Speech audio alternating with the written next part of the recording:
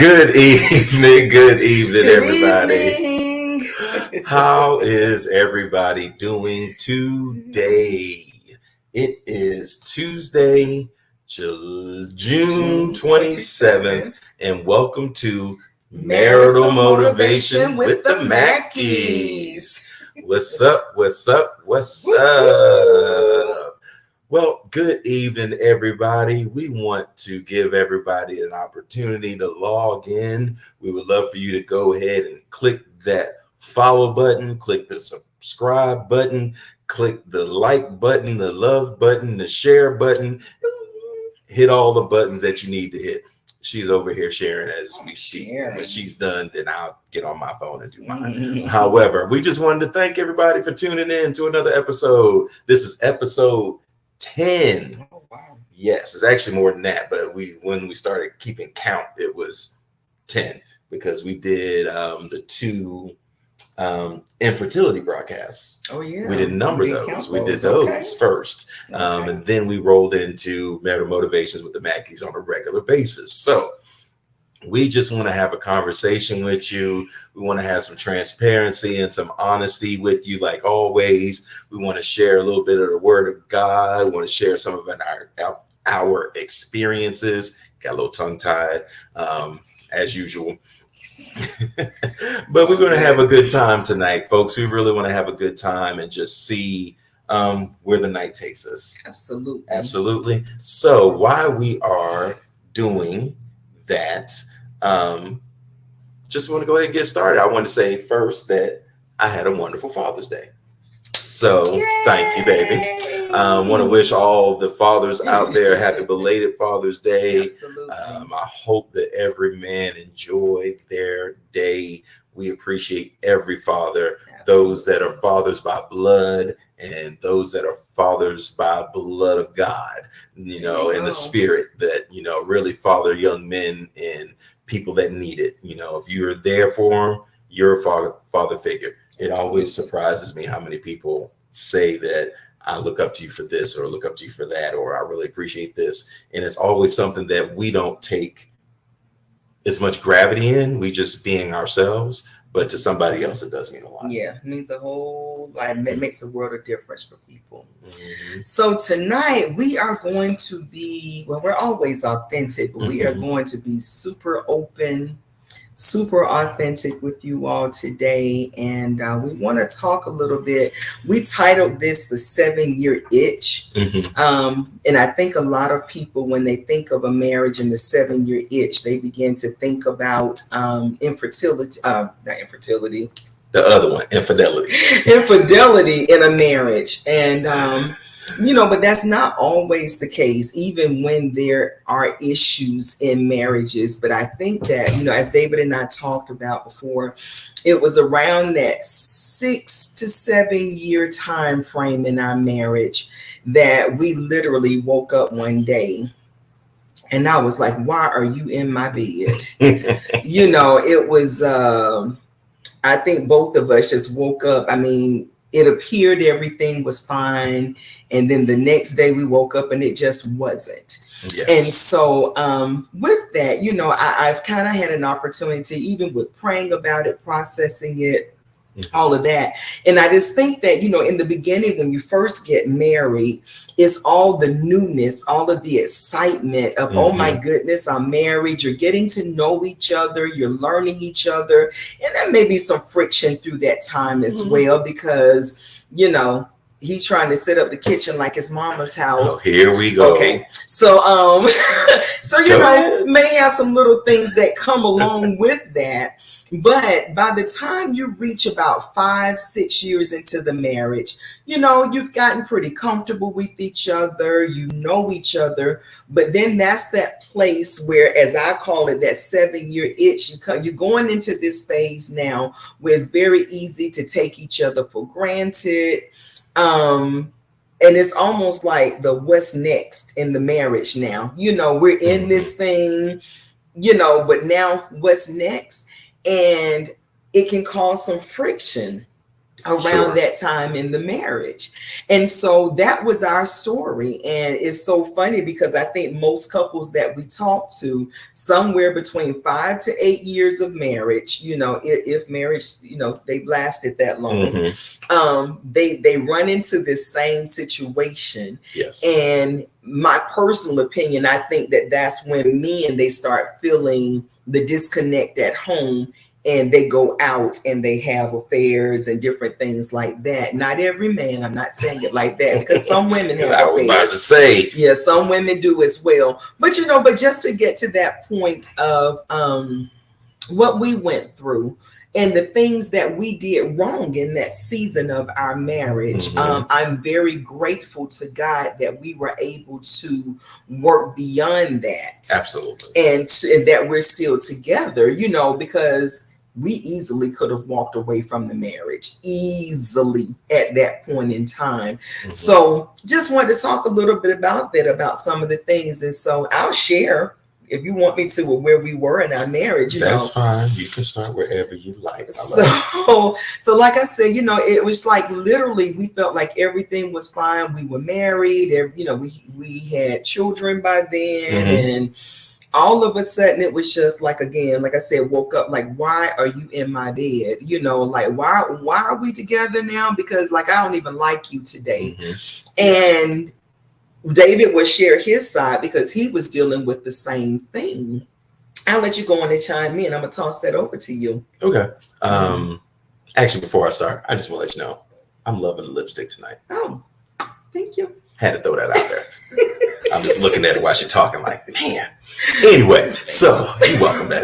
Anyway, yeah, year 5, 6, 7. Literally, I always joke about it and say we literally woke up and couldn't stand each other.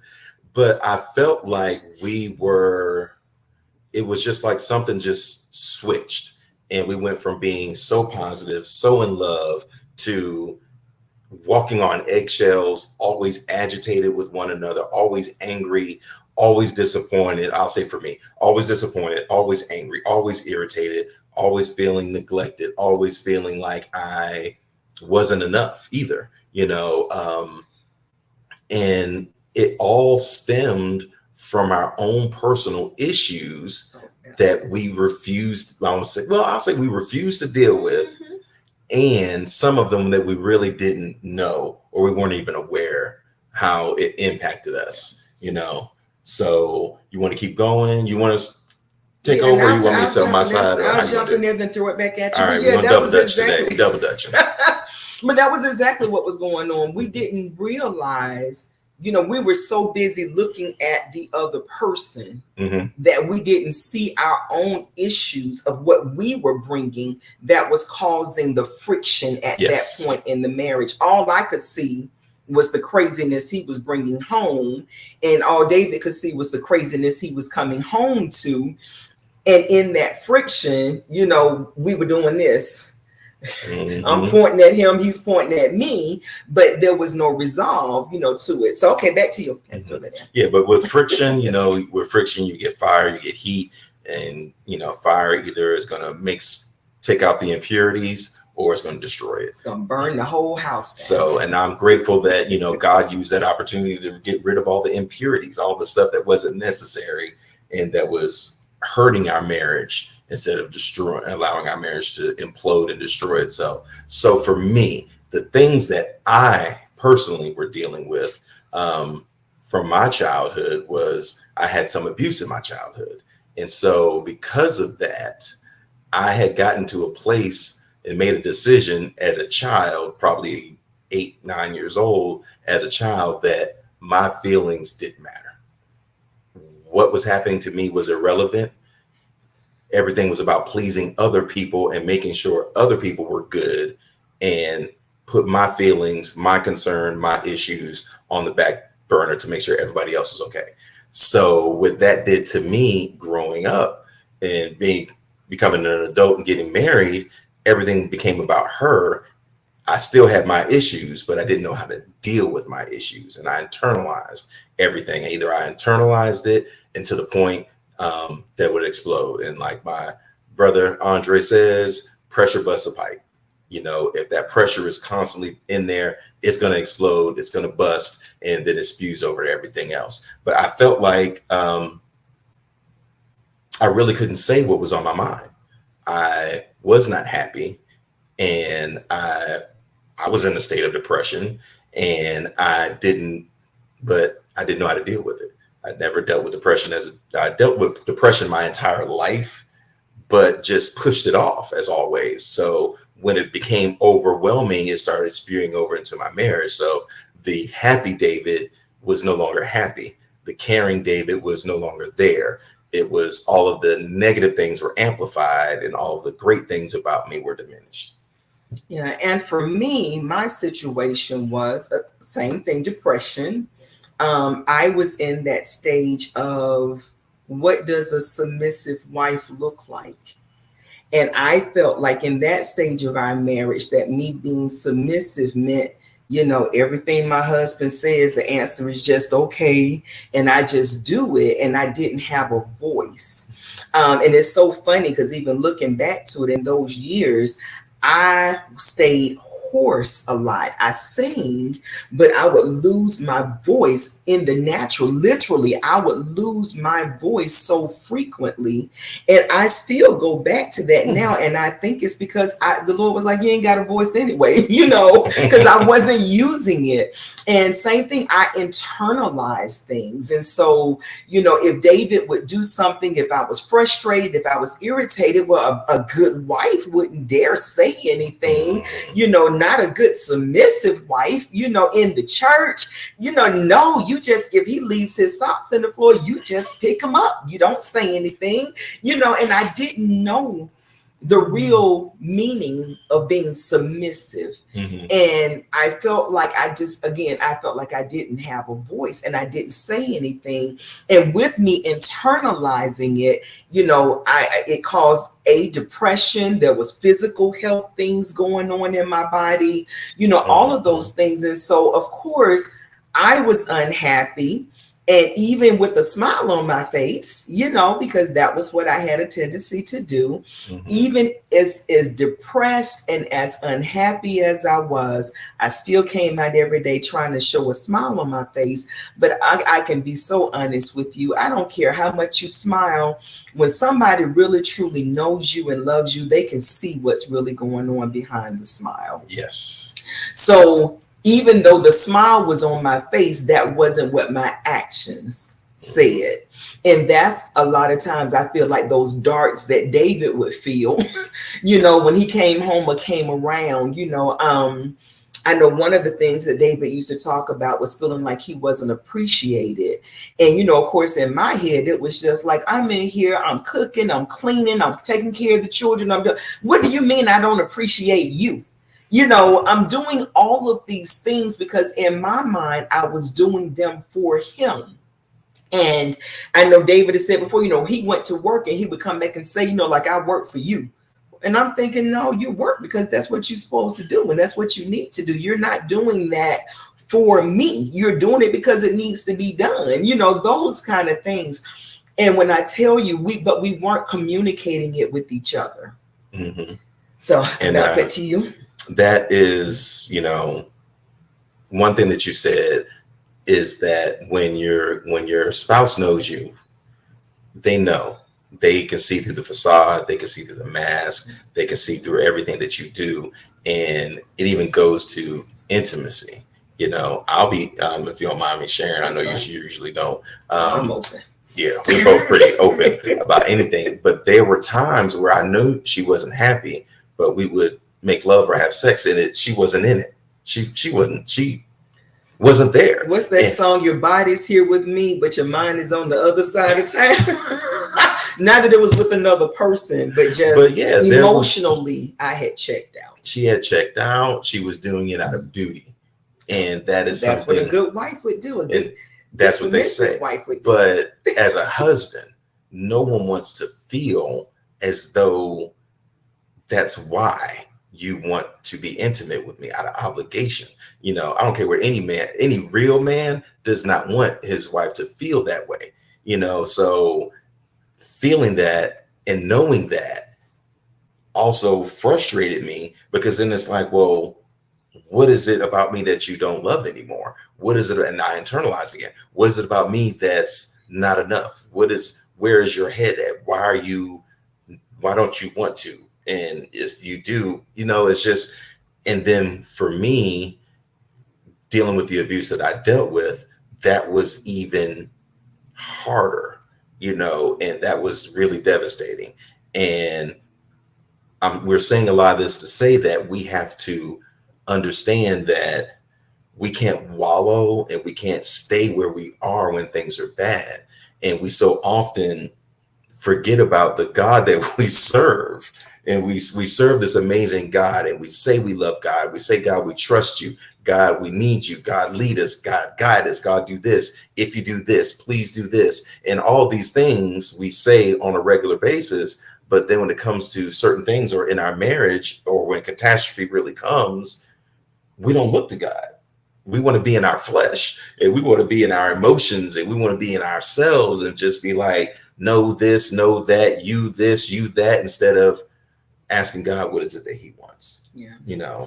Yeah, I'm a believer that when situations come up in our lives, even if it's people that we have a hard time dealing with, God really, really wants to use that as a mirror for us to see ourselves. Absolutely. What is it in me that's causing your presence in my life to make me feel the way that I feel, or to make that irritates me or makes me not want to deal with you or whatever, is really not that person. Is what is it that's in you? What's in your heart that you're not dealing with? And I'm learning that even now through a situation that I'm been dealing with, but trying to learn not to look and point fingers at the other person, but to learn to look at myself and to see what's going on. You said something a couple of episodes back. You were saying about how your spouse will show you. Oh, absolutely. And I definitely stick by that. Your spouse will bring out the very thing that you need to deal with. And that's because nobody can bring that out of you but your spouse, and so God will use your husband or your wife to show you yourself in places where you need to grow, need to mature, need to be delivered. And you think you are all good and you wondering why this thing is getting on your nerves. It's not them. It's you.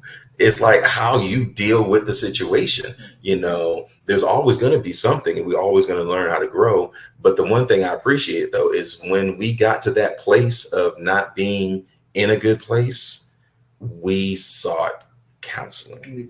We did. Okay, we fell into counseling, because I'll tell you the way that came about.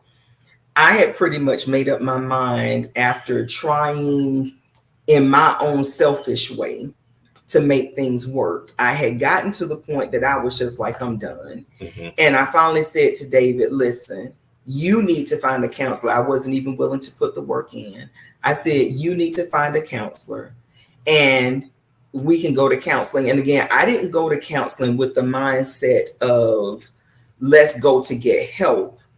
I went to counseling with the mindset that I at least can say that I did everything in my power that I knew to do before I walked away. That was really what my intentions were at this point, because I was just like, I'm done at this point. But God will use the foolish things of this world. Oh, tell me he won't when he will. I always say God's got a sense of humor. He really does. But absolutely, God took that situation and he knew who to put us with. There was a counselor it was a school. It was actually Mount Perrin Church, and they had a Christian college, and they had a psychology, therapy, counseling section, but it was called PSI. And these were students that were about to graduate. So now this is them getting their clinical hours. And didn't we start with one person and then we switched? I think we got one person, and I was just like, this ain't working. Like this is a waste of our time to even come. Yeah, the chemistry wasn't there. Yeah. And so we asked to switch. And when we got a second person, that was a little flag for y'all to put that right there. because if you try a counselor, the first one doesn't work, there are more counselors out there. Yeah, don't throw in the towel. Yeah, but we went to it. We requested somebody different, and we got this guy, and he was absolutely amazing. He worked with us individually. You know, he worked with us together, and he teased us in our very last session because there was a love seat in the room that we were in. And so he said, man, he said, looking at y'all today, as opposed to the first day y'all came in here, he said, y'all was sitting on that love seat. She was on one end, he was on the other end. He said, I could have sat between y'all on the love seat. Is how far you all were separated. But he was able to walk us through the journey. And again, it wasn't even so much the marriage that was a bad thing. It was, we had such deep rooted stuff in us. Yes. For me, again, it was going back to the death of my mother when I was 13 years old, and me looking and longing to be loved like my mother loved me, which my husband could never do, but that's what I wanted from him. Yeah. And I will say, I always felt in that, you know, we've talked about it since then, but I always felt this immense pressure to make sure she was happy. But you were suffering from depression, but you didn't really accept it. And then you had the stuff with your mom, and it was just like, there was this constant pressure to make sure she's happy. Is she okay? Is she going to make it through the day? You know, is she going to break down in tears? You know, is this going to set her off? Is that going to set her? Not even set you off like angry, but just set you off into a spiral, in a downward spiral. So I felt this pressure, and I never felt like I could win. I never felt like I could breathe. And, you know, it's just, I hate to use the word suffocating, but that's the word that comes to mind. And it was just like, but it was strangling out all of the joy in our marriage. And it wasn't all her fault, you know what I'm saying? But that was just how I felt dealing with some of her stuff. And then with her stuff combined with my issues, and, you know, me struggling with, you know, my abuse as a child, and me struggling with how to deal with people, because I grew up to, like I said, my feelings didn't matter, and, or to just be a chameleon in whatever situation, you know, because I would just lie for no reason, because I had to lie as a child.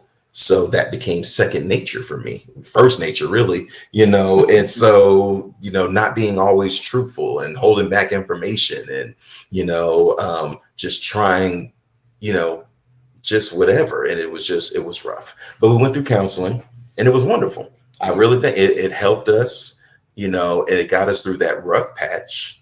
But one thing I will say is, you need to stay in counseling. It needs to be something that continues throughout the years, because shoot, it was probably 7 years after that we went through our round number 2. Ding ding. We went through the second rough patch, you know. And I think that one it was different. I feel like the first one was like a nagging headache, just drug out, and just was taxing. And I feel like the second round was just like, from the minute of the onset, just like boom, everything's on fire, you know. And again, we just weren't in a good place, you know. And I'm very thankful that we've always stuck through it. We've always looked at each other and wanted to make sure the other person is happy, and wanted to do everything that we can do to be better people for ourselves, and in turn make the other person happy, because you can't be the person to make them happy. Right. That's what I was just getting ready to say. Happiness is not an external thing. I think one of the biggest things that I've learned over the years now is that, you know, even through round 1 with us, what we were looking for couldn't have come from the other person. God was the only person that could fill those voids. God was the only person that could deal with me and deal with my void. God was the only person that could deal with David, deal with his voids. And that still holds true today. I can't look to David for my joy. I can't look to David for my happiness. Does he do things that makes me happy? Yes. But ultimately, I have to go up to God. God is the only one that can really bring that peace, that joy, that love, that comfort. Mm-hmm. And I think that whenever we try to fill that void with anything else, God is like, nah, buddy, let me thump y'all in the head because you're going the wrong route. Well, he said he didn't know other idols, no Nothing other gods else but before him. him. Nothing before him. And I really believe with my heart of hearts, the scripture says, if you seek ye first the kingdom of God, all these other things will be added onto you. If you truly desire God in a good relationship with him and to be in right standing with him, everything else does fall into place. And I look back, and my relationship with God during the first part wasn't in the right place. I was saved, but I was doing stuff on the side that I shouldn't have been doing. I was just going through the motions. I wasn't seeking God. I wasn't, really trying to build my relationship.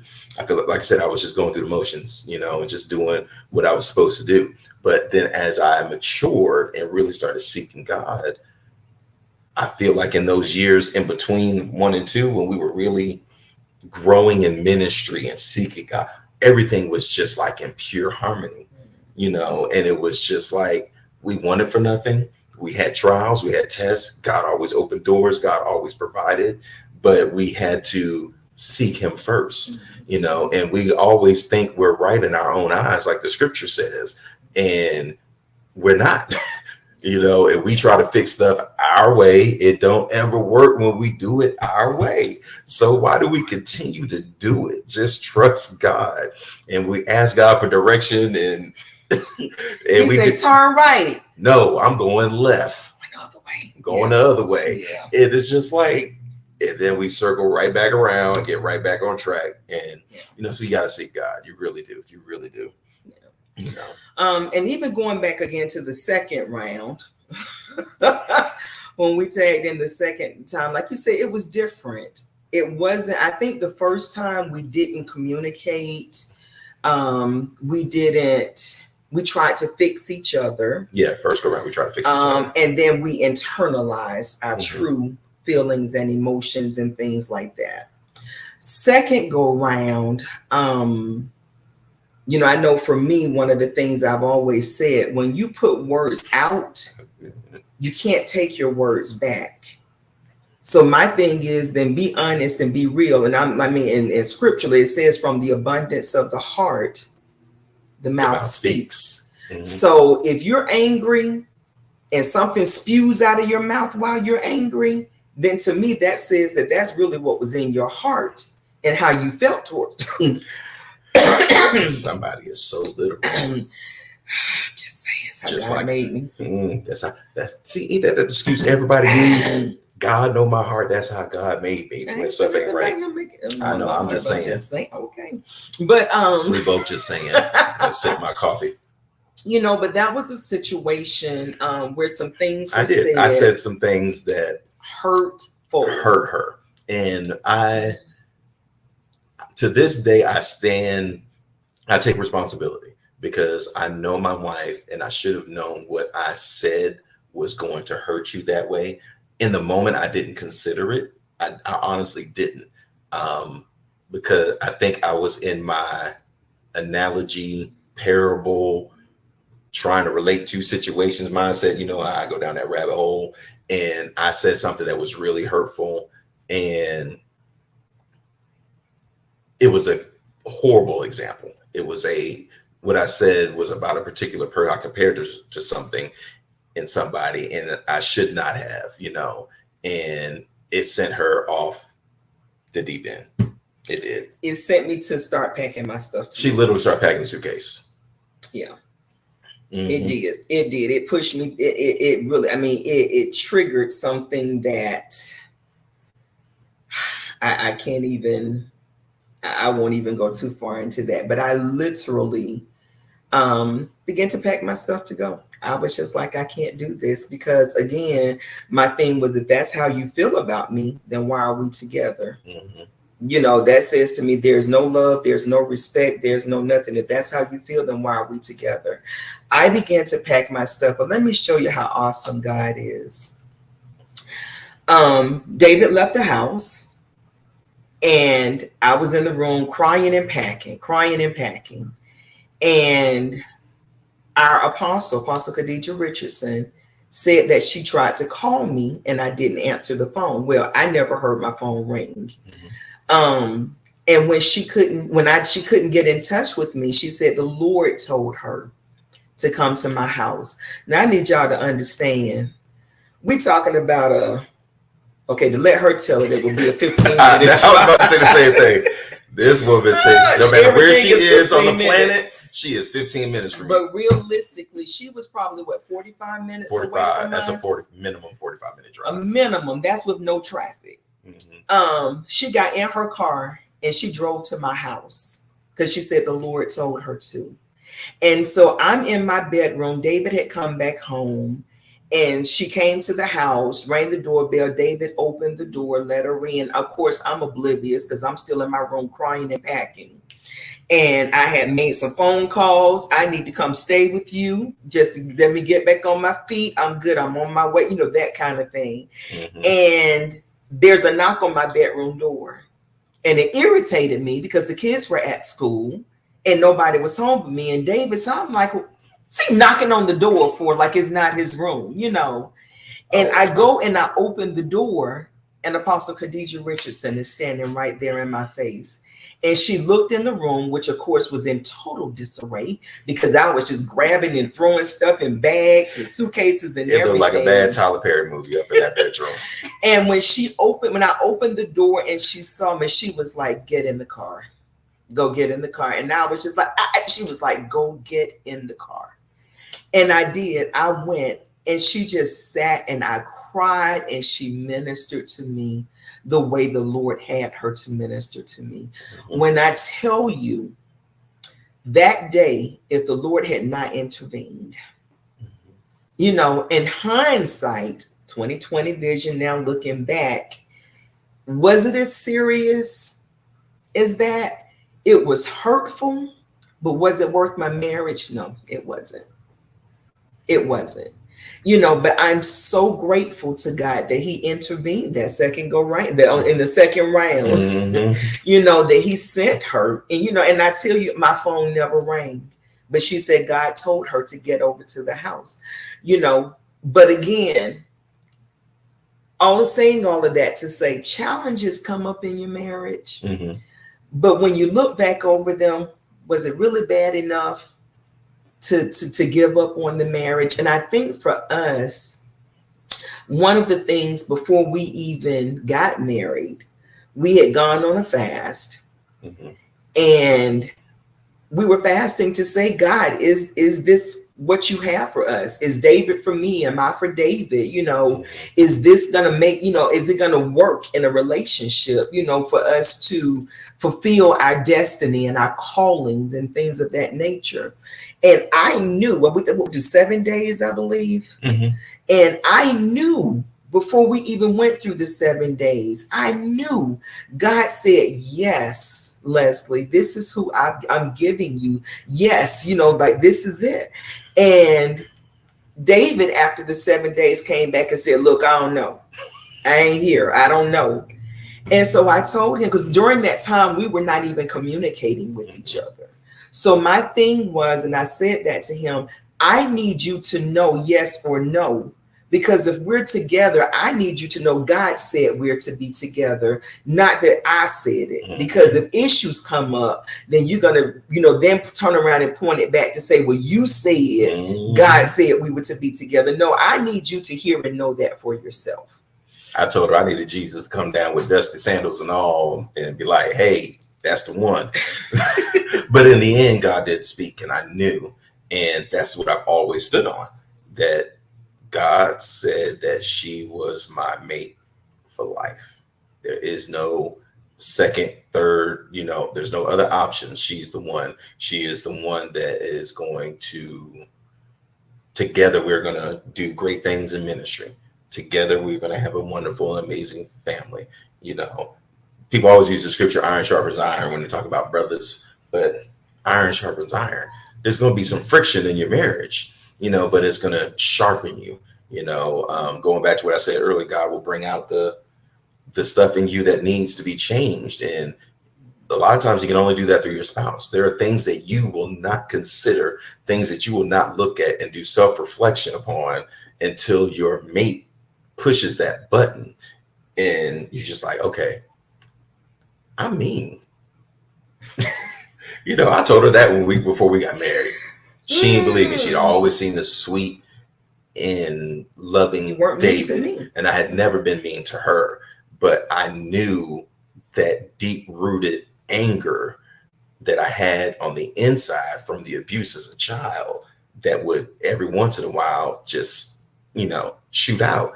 And I would be like, I knew that I was mean, and I had a mean streak, but it took me wanting to be the man that God wanted me to be, and me wanting to be the best husband I could be for her and treat her like the jewel that she is, and to be a good steward over her and to love her as Christ loved the church. How can I do that? Christ is not yelling at us, screaming at us, calling us different names and, saying things that just tear us down. That's not what God does, And I'm thankful that I wasn't always like that with her, but I would have these little spurts that I would say sly stuff and my words would be sharp. And I hope that my words are not as sharp as they were. I'm a man's man, so I'm a child, I'm a military brat. So I'm a child of a military man. So I will cut straight to the point. But at the same token, I understand that this is, as I call her, my delicate flower. And I got to treat her as such. I think one of the most profound statements that you said that touched me to the core was when you said to me, but of course, when we got married, we said this is to death, to death we part, we're going to be together forever. Divorce is not an option. We said that from the beginning. And in that, you said to me one day, those can't just be words, that divorce is not an option. You said, I need to treat you like divorce is not an option. And I remember those words so clearly when you said that, because, I think that is so true in any relationship that we take each other for granted. Sometimes we, become selfish. We don't go up to God with how we're supposed to act and things that we're supposed to do. We don't go up. And then with that, we do things and we treat our spouses any kind of way, instead of saying, I need to treat them like I want them to be in my life for the rest of my life. We have to be mindful and treat each other that way as well.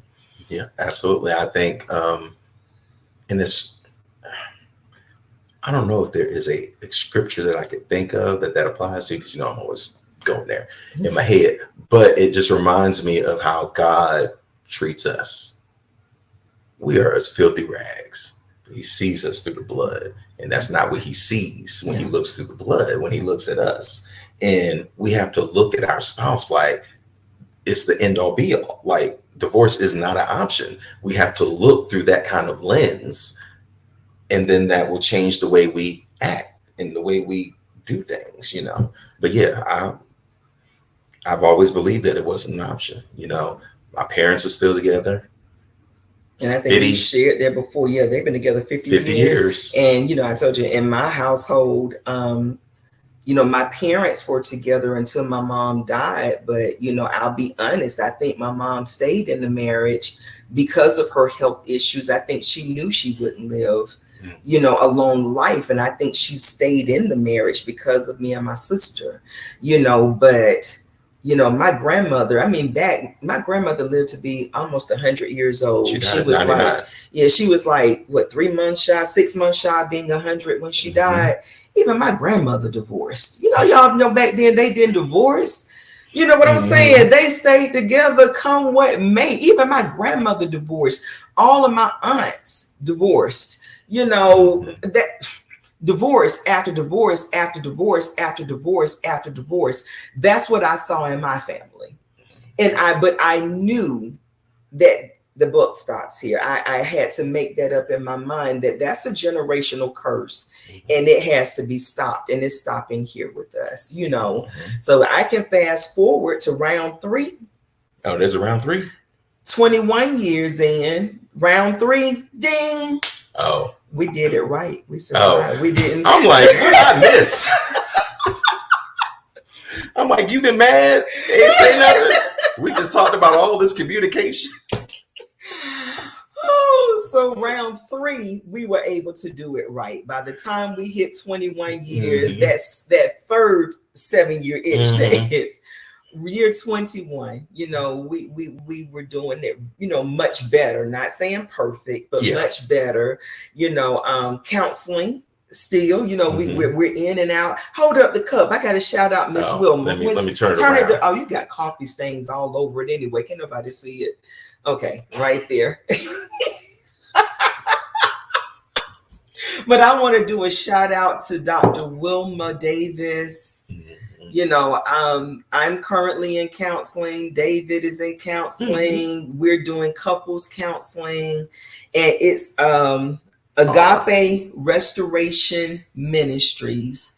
I think it's actually Agape Restoration Ministries of God. But Dr. Wilma Davis, if you're looking for a good counselor, look her up, and God has her doing it virtually. She tickles me because she said that she's been a counselor in the secular world for years, and she retired, and she thought she was about to go lay back on the beach and chill.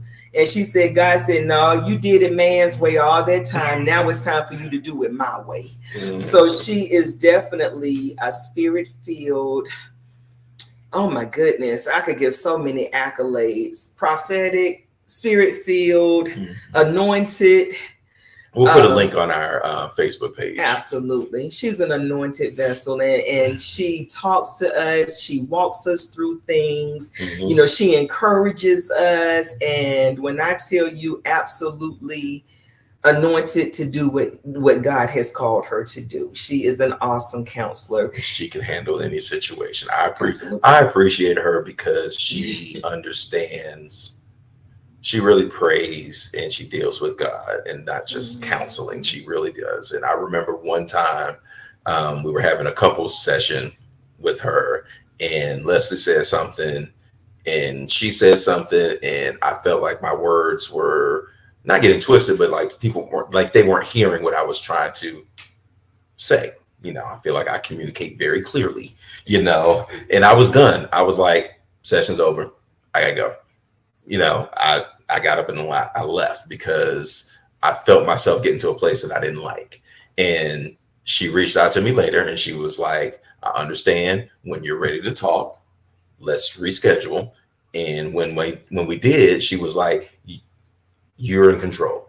I need, you know, so she allowed me to express what I was trying to express and how I felt. And, you know, we got back on track and her feelings don't get hurt, you know, because she understands that it's all about God. It's all about relationship. And I think that's one thing that we struggle with, and everybody struggles with their marriage, is our feelings get hurt over stuff. But guess what? Your feelings gonna get hurt. That's just part of life. And we're always trying to keep from getting your feelings. Right. We're always trying to keep from getting our feelings hurt or hurting other people's feelings. I'm not saying we're out there being malicious. I'm just saying it's a natural part of life. You know what I'm saying? Yeah. So exactly. Because I mean, the thing is, when you're trying not to hurt the other person's feelings, then you're not being intentional and being authentic and being honest. And that means you're most likely internalizing. And that's what happened with us that first go round. I think both of us had internalized so much that all of a sudden a little feather came and fell on top of the pile and it just collapsed. Absolutely. I definitely agree with that. So doing it right, getting counseling, doing it right, getting your word, pray, seek God, go up, and follow God's instructions. Oh my Lord, just follow. The Lord ain't gonna tell you wrong. The Lord is not gonna tell you wrong. I'm gonna use this last analogy. I'm sorry. I remember my kids, and I used to always use this analogy with my son. Because, you know, when we're young, we feel like we know everything. And as children of God, we feel like we know everything. But I used to tell my son, you know how when your little sister plays the PlayStation with you and you're playing that game and you're trying to teach her how to do it because you've played this game 600 times, you've beat it, and you've just going through the motions, but she don't listen. And you know how frustrated you get? Like, yeah, Dad. I said, yeah, that's what you do to us. We already played the game. But God is the same way. God is like, I have created the heavens and the earth. You know, the cattle on 1,000 hills are mine. I know everything, and I'm trying to show you the right way and how to grow and learn through this. And you just kicking against the prick, doing it your own way and won't follow instructions. All right, I'm getting off my sermon. Yeah, and I think the last point I'll say too, when we talked about ways to get it right, you know, whatever, is I had to learn not to allow your issues to become mine. Yes. You know, we're one. Mm-hmm. Yes, we walk in unity in our marriage, but we're still two completely different individuals. Yes. You know, so with that, that's something I think we both had to learn that, you know, if I'm going through something, that doesn't mean David jumps on and goes through it too. You know, no, I need you to be here to be that support. You know, but we have to not take on each other's weight and each other's issues, but to understand, you know, even if he's remember the other day you came to me and you were just like, hey, I'm feeling some kind of way, but it has nothing to do with you. So, okay. So he ain't mad at me. I know he's good, even though, you know, God's dealing with him. He's got to work through some things. And then I was okay with it because he communicated with me. And I knew, because I used to internalize. He'd be quiet. And I'm like, well, what's wrong? Nothing. You know, but it'd be very apparent something is wrong. Okay. You know, so then, of course, now I'm going through my mind. What did I do? Okay, I washed the dishes. I cleaned the bath. I did. Okay, so why is he angry with me? You know, and just I would internalize it all. So now, you know, again, that's the area we've learned to communicate better in.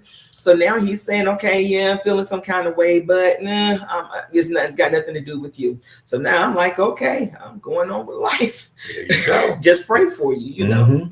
Pray, intercede for your spouse. Absolutely. You know, sometimes that's a place that you have to be.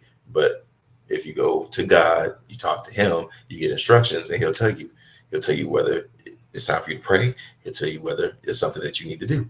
You know, but don't just jump to conclusions. Yeah. And what you're saying, that just made me, I think it's time for me to kick back up my praying wives again. Okay. I took a little sabbatical from it. I had so much going on. I'm in school. I'm 2 days a week and homework. Speaking of which, I got an assignment due Friday.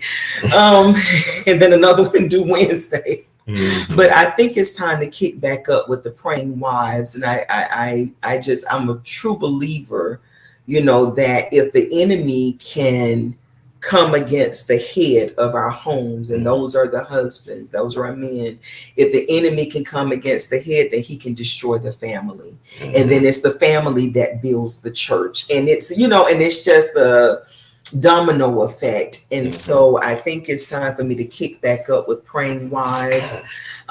So yeah, ladies who work with me with that, let's get ready. Yeah, I think it's about time for us to stir that back up again, and we intercede and pray for our husbands. Yes, and you know, husbands of Ephesians. I actually last week started working on some stuff, so we're about to.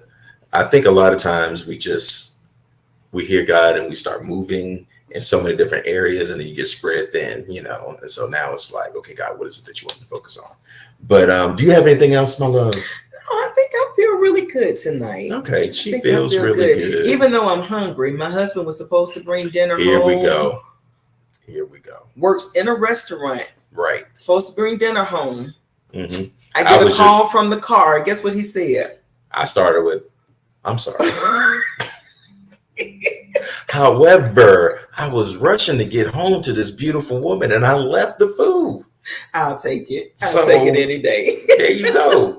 So after this, y'all, I'm going somewhere to pick up something because I'm not cooking today. I don't feel like it. So we're going to go get something to eat. So we love y'all. Again, share the broadcast. Please. Post it on all your social media. Please. click the subscribe button, the like button, the love button, the share button, the comment button. Send us some comments. I see Jermaine and all y'all, and Quita. I see y'all. Hey, family. Hey, fam.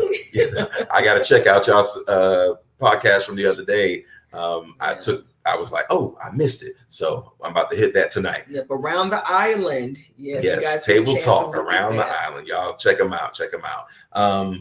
But yeah, we love y'all. We just want y'all to we just wanted to share and just be open. You know, every marriage goes through its struggles. Every marriage goes to that point where you're like, did I make a mistake? Just push through, seek God. You know, He will make a way. Absolutely. Absolutely. So again, we say thank you all for joining us tonight. We'll be back next month. We've been talking. We might try to bring some company in next time. All right. Gonna just put him on blast. Just go and put it out. So we're gonna do 2 separate ones, y'all. Quita, I just want you to know right now, you and Evan, we're gonna have y'all first. We're gonna do a little double session. Do the other one first because Jermaine and Jasmine might explode and pop and have their baby before we get a chance to do it. So we may need to switch it. But I'm gonna reach out to y'all later tonight, and we're gonna do a podcast together while y'all in Baltimore. We down here in the ATL, and we're gonna do something. All right. I see something just popped up on the screen, but you know I can't see that far. But we all coming. Yeah. So we'll have to do maybe a Zoom podcast, you know, whatever, if y'all don't make it down to Atlanta anytime soon. But we gonna do it. We need to do another joint venture. So we love y'all. So you got anything else, my love? That's it. We love you. We appreciate you. Don't forget to hit us up on social media. You can email us at the email address David always has to give you. If you have any questions, you can private message us, whatever. We'd love to respond. But at the end of the day, just know that we're praying for you. We're praying for your marriage, and that God's hands will continue to rest on both of you, and that you will continue to go up to God, and that all will be well. In Jesus' name. Well said, my love. Y'all have a great night. All right. Love you. Love you.